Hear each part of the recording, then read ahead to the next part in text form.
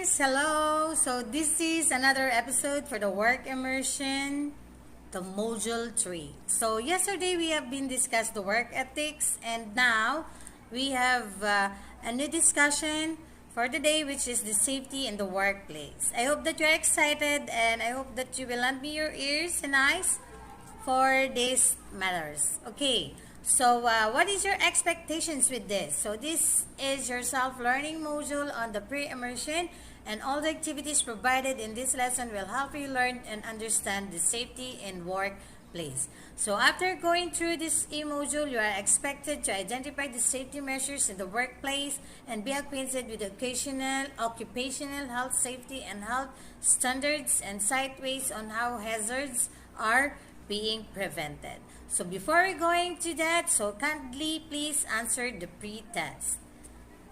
I'll give you a moment for that.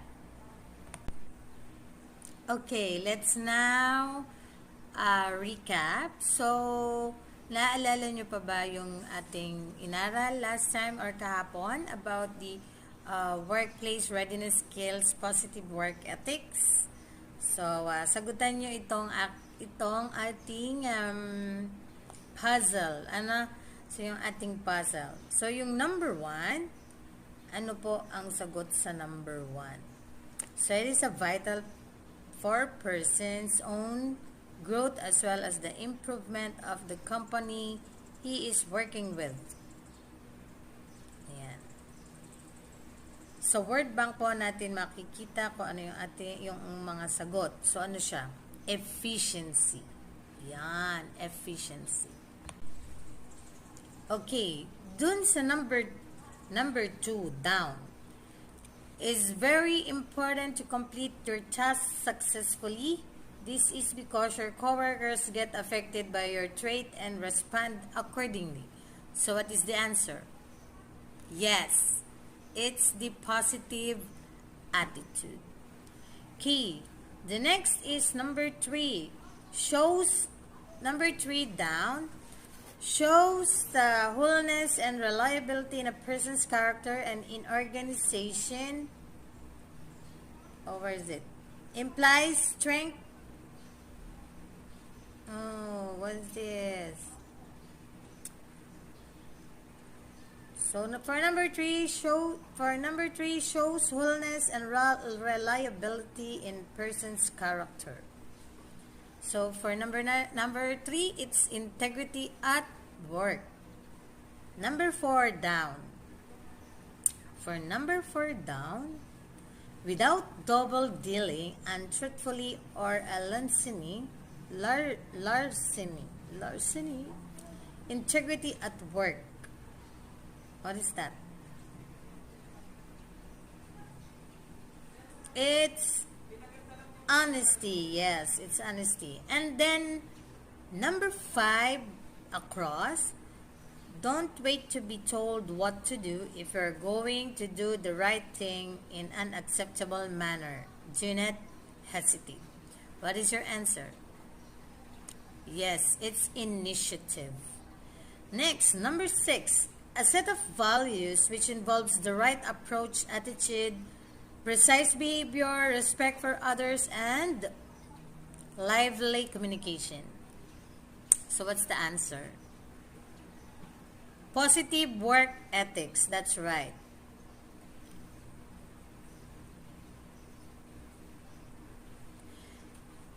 And for number 6, for number 7, providing an example that others will follow. Yes, it's the leadership. Number 8, more than a feeling but a demo of honor, value, and admiration for something or someone. Respect. Yes. Number 9, hard to earn and even harder to get back after you've lost it. Everyone who comes in contact with you or your company must have confidence in how you do business ethics. What is number 9? Trust. Yes. And for number 10 across, habits that will impress the people you are going or working with and your supervisors as well. What is the answer? Yes, it's the positive work habits. Okay, right there you are. So, very good. So, for now, our lesson for today, as you can see on our screen, so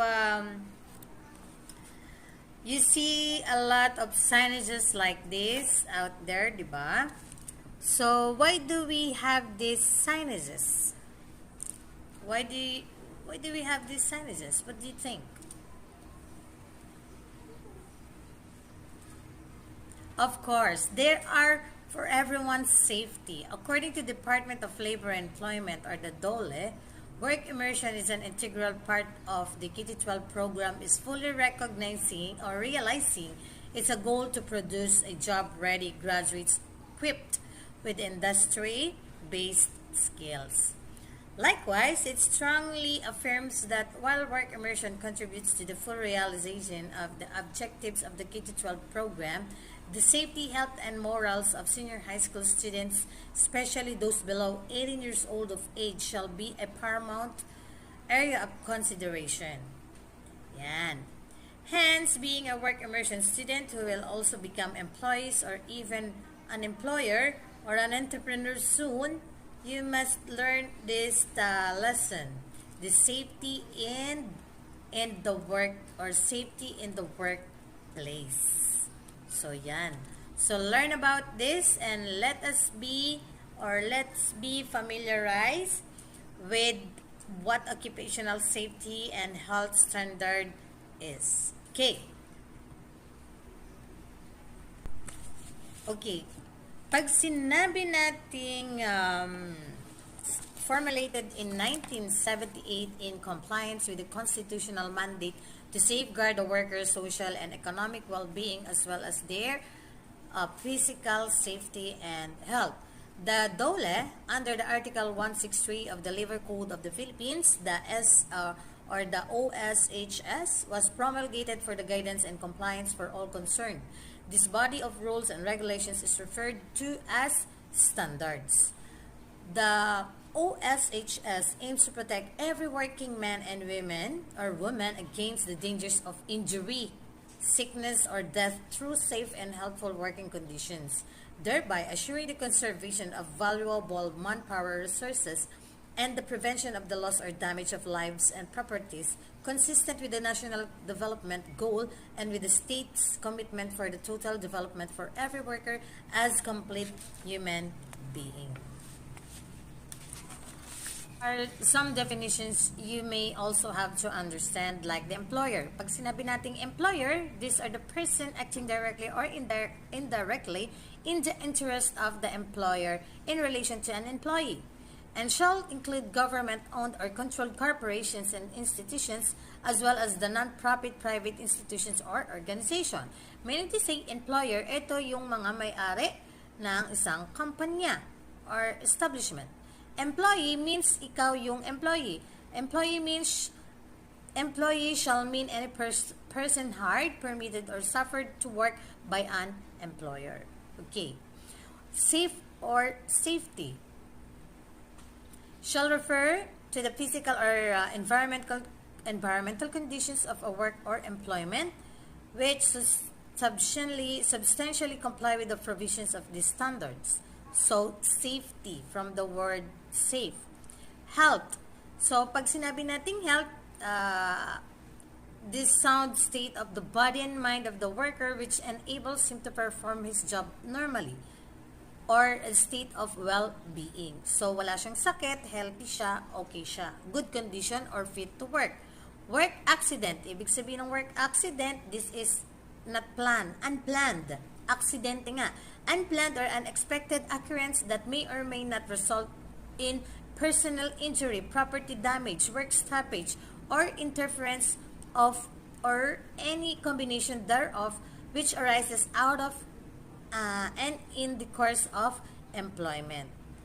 And work injury. So, na-injured ka means injury or occupational illness suffered by a person and which arises out in the course of his employment. When we say workplace naman, Workplace means kung saan ka nagwo-work na lugar. Means like an office, premises or work site. So where the workers are habitually employed and shall include the office or place where the workers who have no fixed or definite work site and regularly report for assignment in the course of their employment. So how about the duties and responsibilities? I mean, the duties of employers, workers, and other persons. So pag sinabi natin each employer covered by the provisions of these standards shall furnish his workers place employment free from hazardous conditions that are causing or are likely a cause of death, illness, physical harm to his workers. Yan.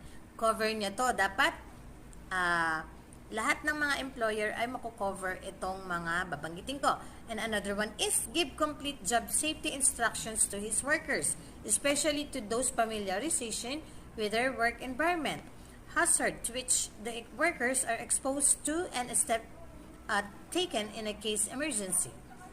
Of course, comply with the requirement of these standards and use only approved devices and equipment in this or his workplace.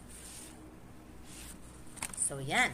Yan po yung sa number 1 provisions, standard provisions for each employer.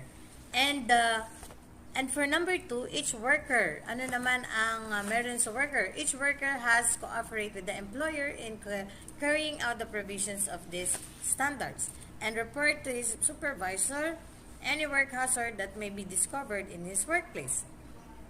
Make a proper use of all safeguards and safety devices furnished in accordance with the provisions of these standards for his protection and that of others, and shall follow all instructions given by the employer in the compliance with the provisions of these standards, and use personal protection and safety equipment as required by the employer, and follow the workplace procedures.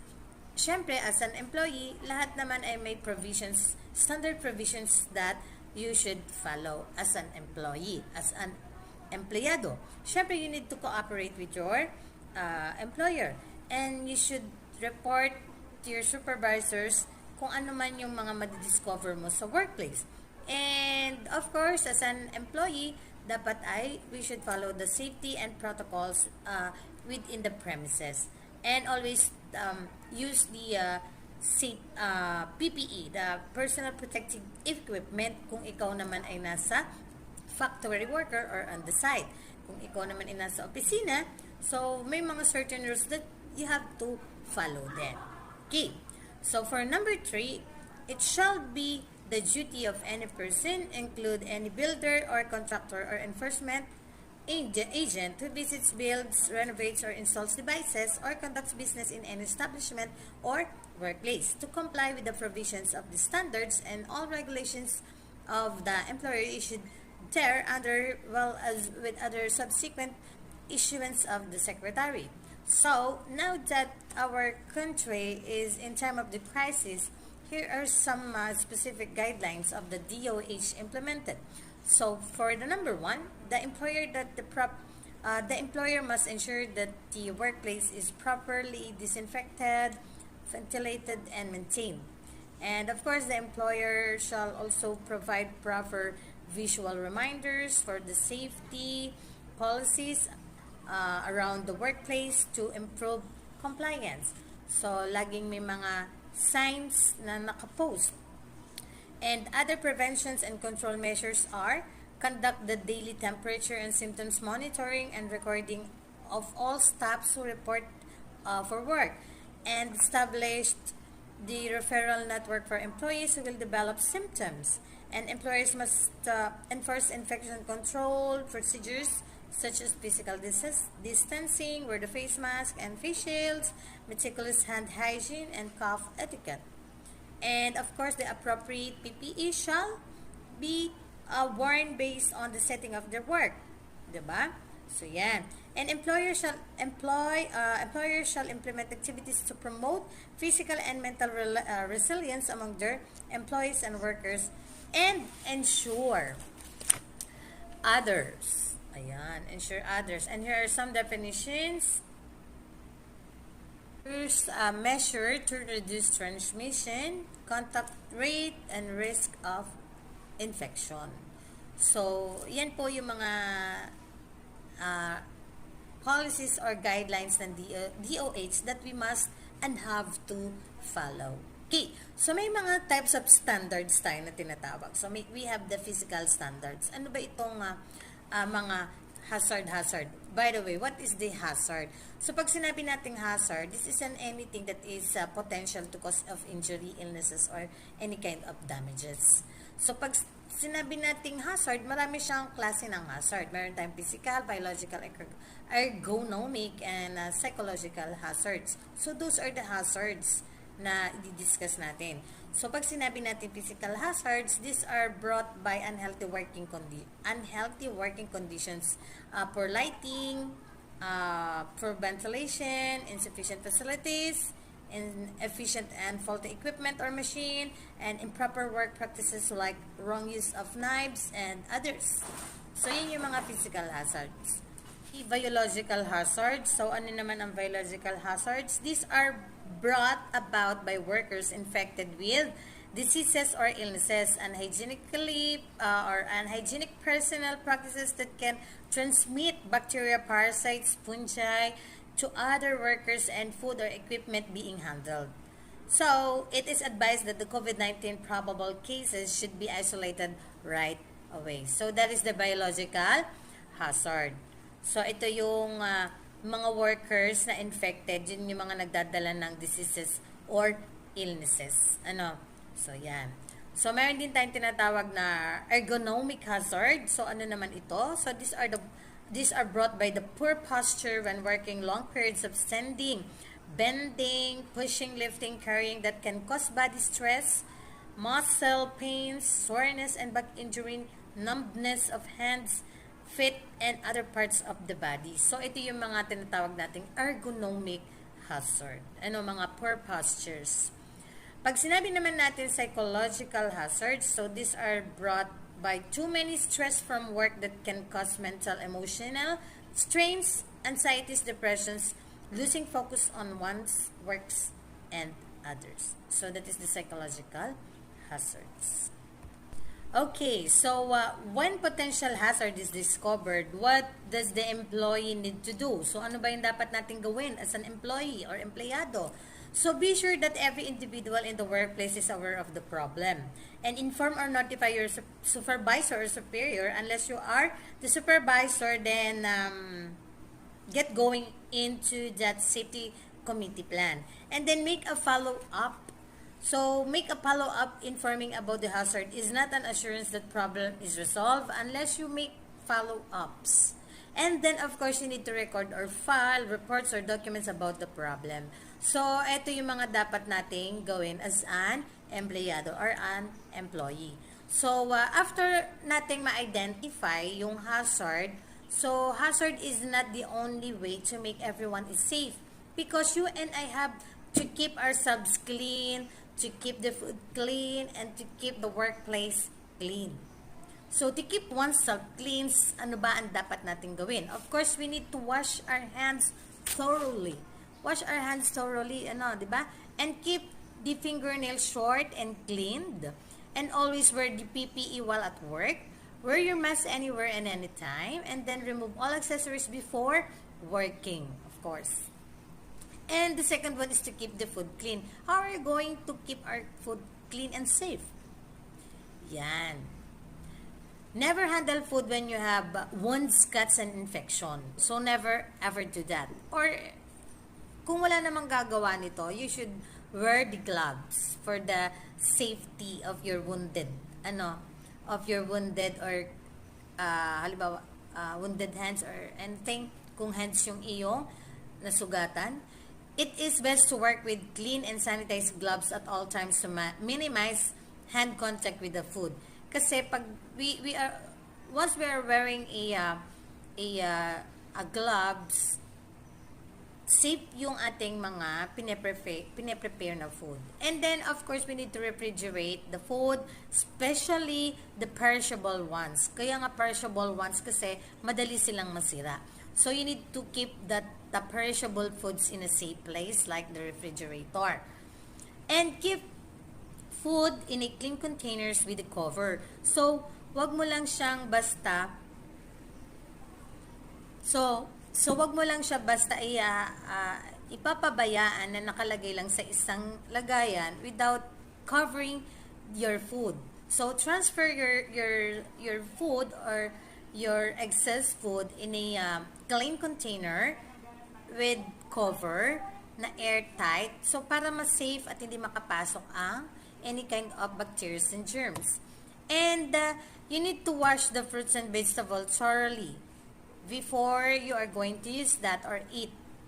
Wash that thoroughly para matanggal yung mga kung ano man nakadikit sa yung mga unseen yung mga unseen na nakadikit sa fruits or vegetables. And check foods and containers for any possible contamination, and clean the containers of the ingredients regularly, and follow the policy of first in first out. What is the first in first out? So para sa kaalaman nating lahat, the first in first out rule means kung ano yung una mong binili, yun yung una mong halimbawa, for example, para mas malinaw. Kunyari ay bumili ako ng sibuyas. Bumili ako kahapon ng sibuyas. Ngayon, may natira sa aking isang sibuyas. Ngayon, bumili ulit ako ng bagong sibuyas kasi kulang na. Ngayon, yung binili kong bago, yun muna yung ihuhuli kong gamitin. At yung binili ko nung nakaraan, yun yung una kong gagamitin. So, that is the first in, first out rule. Okay, so yun nga yung sinabi ko, those stored earlier should be used first before those stored later. So, that is the first in, first out rule. And the next one is label package of food to determine information. So, dapat lagi nyo lalagyan ng label para alam nyo kung kailan nyo inopen yung isang food product. So, in doing that, so ma-maintain natin yung yung cleanliness, yung safety ng food natin. Okay. So, next one is to keep the workplace clean. So, pag sinabi natin to keep the workplace clean, do not do personal hygiene activities in the workplace. And do not eat, smoke, and spit in the workplace. And do not sit or on the equipment and the workplace, and keep the surroundings areas free from the dirt and disorganization. And of course, you need to follow the Japanese rule or the Japanese philosophy. Narinig nyo na ba ito? So, yung Japanese philosophy of a good housekeeping. So, ito yung sa English. So, the sort, set, sweep, standardize, and sustain. So, in the Japanese word, ito yung seiri, seiton, seiso, seiketsu, and shitsuke. So, pag ano ba yung mga terms? Ano ba ibig sabihin or meaning of this Japanese context? So, pag sinabi nating seiri, that is tidiness, and throw away the unrelated materials in the workplace. Pag sinabing seiton, orderliness, so orderly. Set everything in proper place. Quick retrieval and storage. Pag sinabing seiso, it's a cleanliness. Clean the workplace. Everyone should be a janitor. Seiketsu, standardization, standardize the way of maintaining cleanliness. And shitsuke, discipline. So, pag sinabi natin discipline, practice natin yung pagiging madisiplina natin. The way of life also means commitment. Okay. So, practice the 5 S.